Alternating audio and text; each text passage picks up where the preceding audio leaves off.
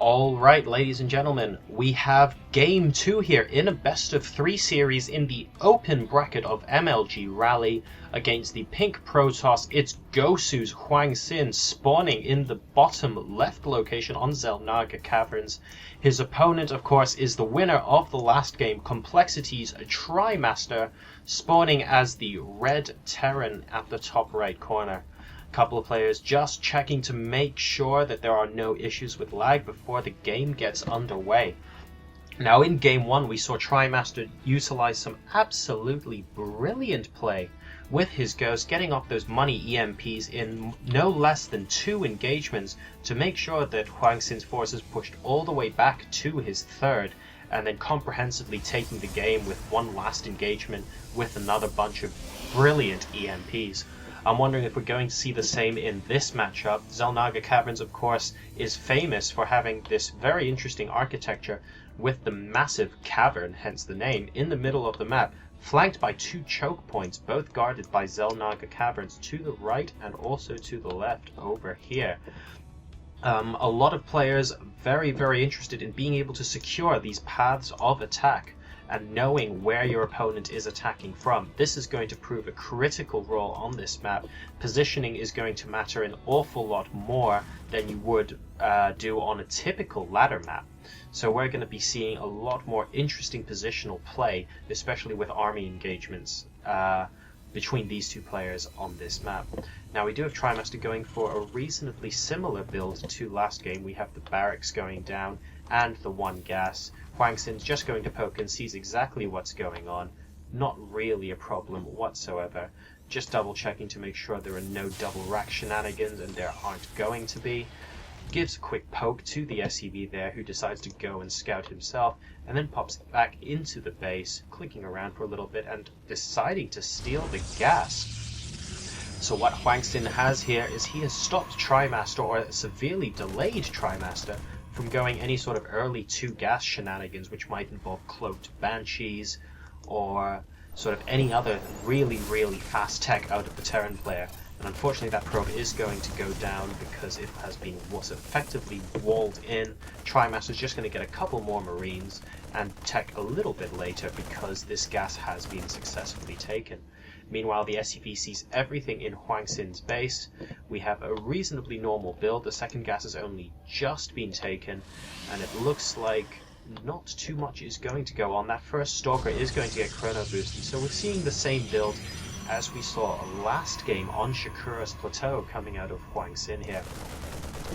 Meanwhile, back in the base, a couple of Marines are still busy trying to take out this assimilator, and he's not going to let that phase him though. His extra minerals from lack of gas are now going into a bunker, and he spent his gas on a factory, so he's probably still prepared to tech up to that starport like we saw last game, or possibly even get a tech lab on this factory and do something like siege tanks, or maybe even blue flame Hellions.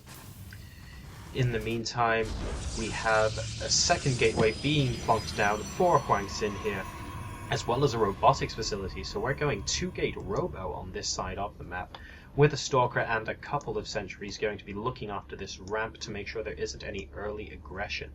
In this game, we do see at the watchtower is an SCV from TriMaster, who manages to secure this map vision and therefore be able to see exactly when or if HwangSin decides he wants to push out beyond the middle of the map and check out any sort of interesting attack timing that he might have.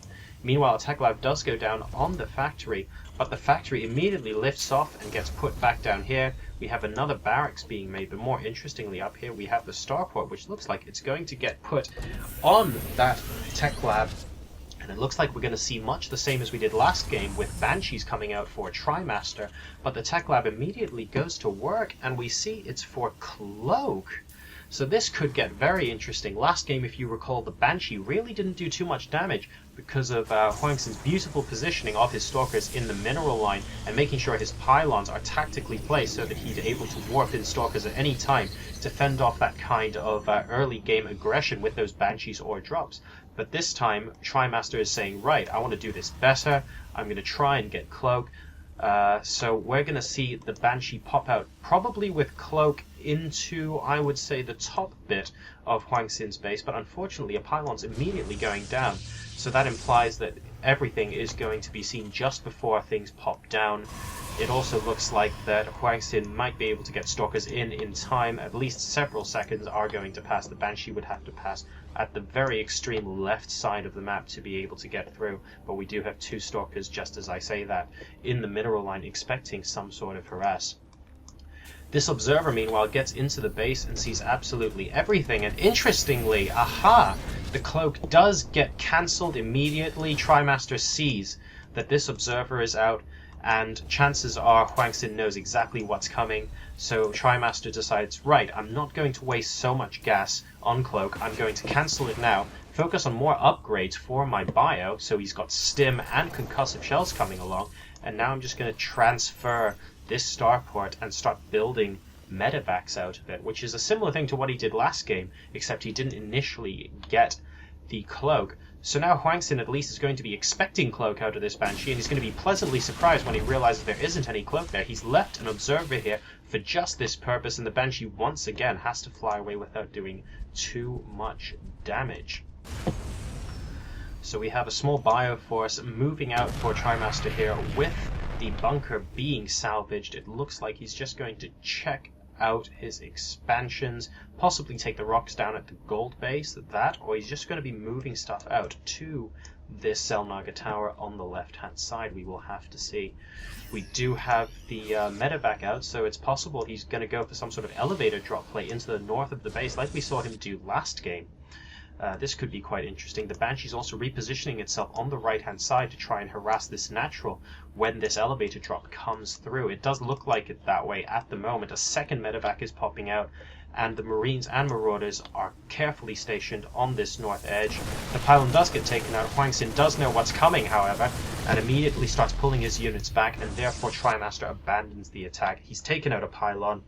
His opponent knows he's there, and that's enough for now. The element of surprise is no longer with him, as we can see HwangSin adequately defends that. Scan going down just to confirm that those units are indeed leaving the main base again, but actually some of them decide to stick behind. And TriMaster is going to go the more conventional route now, just via the watchtower and sort of camping out here, just to see what Protoss is doing. Meanwhile, in the natural, we've got, 2 Stalkers messing around with that Banshee once again. That Banshee does have 1 kill, but 1 is where it's going to stay for quite a while, as those Stalkers deny it any sort of attention whatsoever. So we take a look here, and we finally have... No, we have got the elevator drop. That looked like it might have been a face-to-face confrontation for a second. This elevator drop into the main is going to get spotted by the observer, and the medevacs decide to promptly move away. Very, very clever by TriMaster, who must have the reactions of a fighter pilot to be able to see the observer and immediately go, nope, he's prepared. But we do have a little bit of harass, similar in composition to what we saw last game over here, with 1 Banshee and a couple of bio units just messing around with the natural expansion of HwangSin. Terran now has his natural expansion up and saturated, but hasn't gotten those gases yet. Just as I say that, he plonks both of them down. So he's going to be interested in getting some tech up reasonably soon. We have extended thermal lance and Colossus coming out for HwangSin, and we've also got an extra engineering bay coming out now for TriMaster. Oh, pardon me, that is his first engineering bay, is it? That's right. So it looks like TriMaster hasn't been going very hard for those upgrades, but he's now getting those gases, and he intends on going non-stop upgrades from here on out. The Bio Army does go back via the gold base, and both players are just regrouping in their bases right now. HwangSin getting really prepared for any sort of drop. It doesn't look like that's going to happen, elevator or otherwise. And over here we see that the Colossi are cutely camped out by the natural expansion, but the scan does reveal that they are there. So 2 Vikings immediately get put into production, plus 1 weapons immediately gets researched as soon as that engineering bay came out just a moment ago. And we have Zealots being warped in. Okay. So HwangSin's saving his gas. He has got those Templar archives out, so that makes me think he's either going for Psionic Storm, which might be very good in these choke points on Xel'Naga Caverns, or he's going for Archons again, like he did last game. I personally feel that this map lends itself a little bit more towards Psionic Storm, just because you get units clumped up a little bit more in the middle of the map. It's not quite as open as Shakura's Plateau, but no doubt Archons would also be a great addition to the mix. We do have Zealot Charge being researched as well, and +1 weapons, so he's definitely getting those upgrades on for that army. But it looks like Terran is going to push in here and see if the Vikings can snipe off a Colossus. They do get one volley off, but not enough to deplete all the shields. The scan goes down just to make sure everything is there. Those force fields are very good, blocking the bio army from coming in too many at a time. Those Vikings manage to snipe a couple of units, but then just wisely back off. It looks like this is going to... Ooh, and do we? No, we do not. TriMaster quite rightly decides that, actually, hold on, this little harassment force here probably shouldn't poke in, because this engagement was never going to happen, and that means that the Protoss would be able to get back very, very quickly to defend against that kind of harass. So these units do live to fight another day. A very wise decision there by TriMaster. Meanwhile, we've got more Marauder heavy composition coming out from TriMaster now. And we are also going to see ship weapons being upgraded for those Vikings so that he can more quickly take out those Colossi. He does have more Vikings in production. It doesn't look like he's stopping that anytime soon. But then again, we have Immortal coming out for... oh my goodness, we also have some... that harassment squad does finally decide to do something, but unfortunately gets taken out without too much damage being done because of HwangSin's beautiful positioning of the Stalkers down by the south of the map. Meanwhile, the Vikings are kind of flying around all over the place to sort of prod at what HwangSin may or may not be sending his way, but there is going to be no aggression whatsoever at the moment. The scan does go down, so TriMaster knows that HwangSin is taking the gold expansion, and therefore decides a little bit of prodding is necessary. He gets ready by the watchtower, and he actually sends his units in two directions. This is reasonably interesting. So what he's saying is, force fields, if you force field off one side, I'm still going to be able to attack you on the other. But this Protoss Deathball is looking pretty scary, and I don't think I would have split up my forces if I was the Terran here. And here we go, the engagement starts on the left-hand side. Meanwhile, the right-hand side comes in to try and take down the Nexus. Oh no, but it looks like HwangSin has sent his Zealots one way and the rest of his army the other. I got the feeling that if he engaged these armies one at a time, he might have come out reasonably ahead. But as it turns out, this battle looks like it's going to be a lot more even than it actually was, with TriMaster actually winning out on the left-hand side.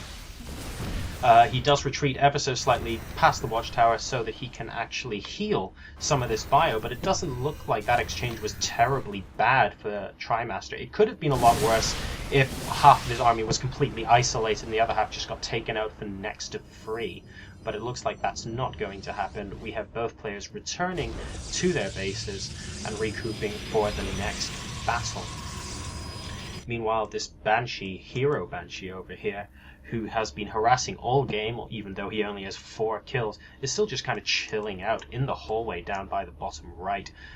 He will probably come back into play later on, so we will see a little bit more of him in a bit. Meanwhile, we have this orbital command, which I think was the one from the main. Yes, it was, floating over to the third.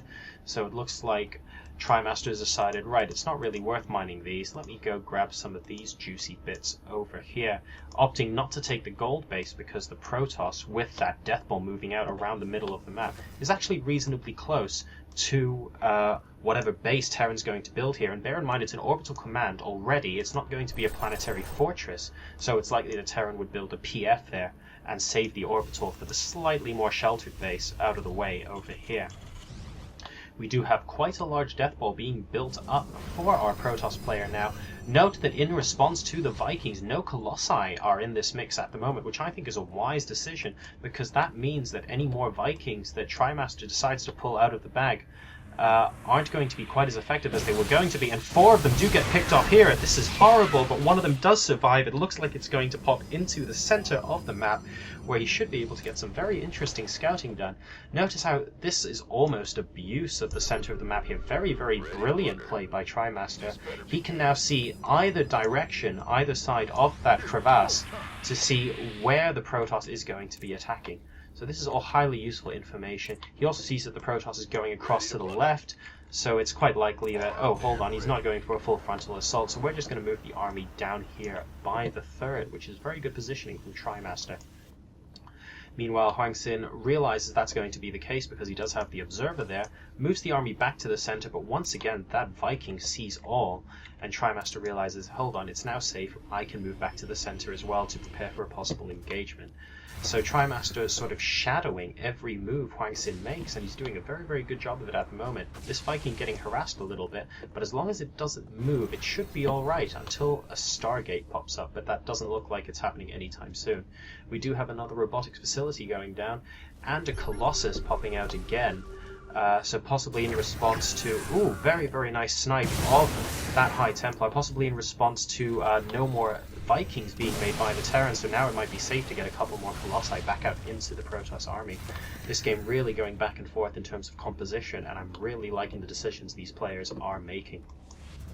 Meanwhile, Ghosts once again are out on the field for TriMaster. He has 8 Ghosts here with quite a lot of energy, so it looks like they are ready to launch down those money EMPs that we saw in the last game that caused the game to end, because TriMaster was just so effective with his Ghosts in the 2 critical engagements which finished off the game. HwangSin is just going to chill out around his gold base. He sees that the scans are coming in from TriMaster. TriMaster knows exactly where the army is, and therefore HwangSin doesn't want to make any moves that are too rash, because TriMaster has all the intel he needs to launch a very effective counterattack with a slightly faster force.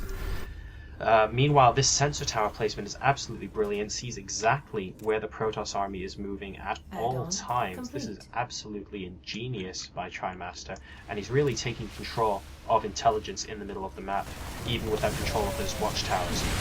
Oh, money EMPs do go down on those Archons and Zealots, and I get the feeling that Protoss has a lot of firepower, but I personally think Terran might win this